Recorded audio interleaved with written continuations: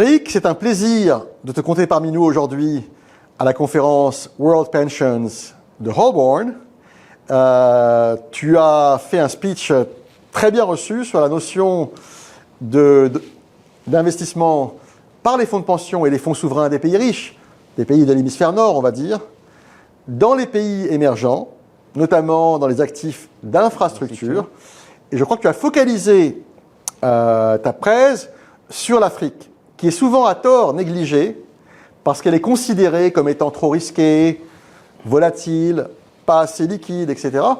Et tu as vraiment bien argumenté en démontrant pourquoi il est important pour les fonds de pension et les caisses de retraite d'investir sur le continent africain, pas uniquement, entre guillemets, dans une logique de charité ou d'aide au développement, mais réellement parce que les opportunités de croissance démographique et économique sont très très fortes en Afrique. Oui, la démographie, elle est capitale en Afrique et de nombreux pays négligent l'Afrique dans leur projet d'investissement. Donc il serait très important dans les années qui viennent pour les investisseurs et les fonds de pension et les fonds souverains de se pencher largement sur l'Afrique parce qu'il y a du potentiel notamment dans la démographie.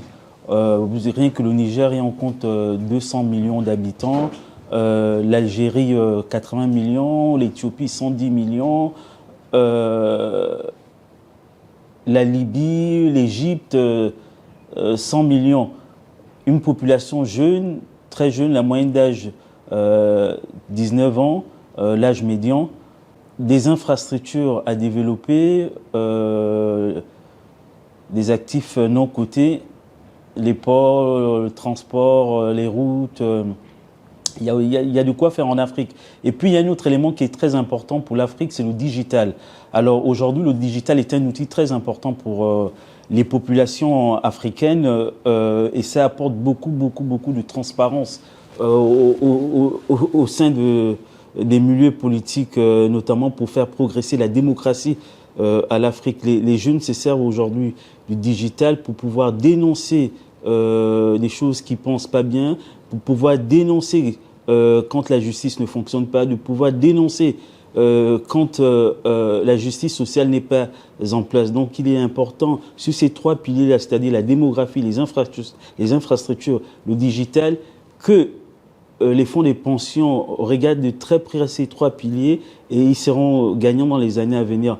Maintenant, il faut regarder ce qui va se passer, notamment en termes de démocratie, puisqu'il y a un mouvement de fonds qui prend en Afrique avec les régions, qui essaie d'être autonomes, indépendantes, comme un peu partout dans le monde, parce que dans les régions, en termes de langue, de modèle économique, de système culturel, les gens arrivent à se comprendre que parfois l'État central ne comprend pas du tout et souvent les économies sont centrées que sur les capitales.